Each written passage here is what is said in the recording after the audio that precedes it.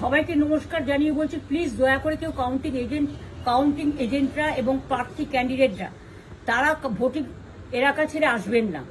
Strong রুমে যেখানে counting হচ্ছে, মানে সেন্টারে, সেখান ছেড়ে কেউ আসবেন না।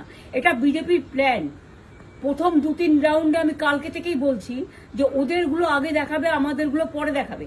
এবং অনেক জায়গায় 2-3 রাউন্ড কাউন্টিং করার পরে প্রায় 100টা জায়গায় কাউন্টিং বন্ধ করে রেখে দিয়েছে।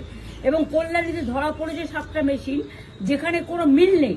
এটা টোটাল ফোর্সফুলি সেন্ট্রাল ফোর্সকে দিয়ে চারিদিকে তৃণমূল কংগ্রেসের উপর অত্যাচার করছে, অফিস ভাঙছে, জোর করে দখল করছে।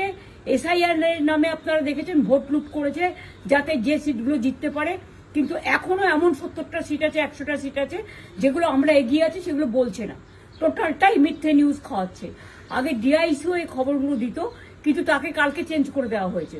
টোটালটাই ইলেকশন কমিশন নিজের ইচ্ছে মতো খেলছে, এবং সাথে কেন্দ্রীয় বাহিনীকে নিয়ে। এবং আমাদের পুলিশরা টোটাল মাথা নত করে কেন্দ্রীয় বাহিনীর আন্ডারে কাজ করছে। সুতরাং আমি আমাদের কাউন্টিং এজেন্টদের, আমাদের সমস্ত পার্টির কর্মীদের বলবো, অত মন খারাপ করার কারণ নেই।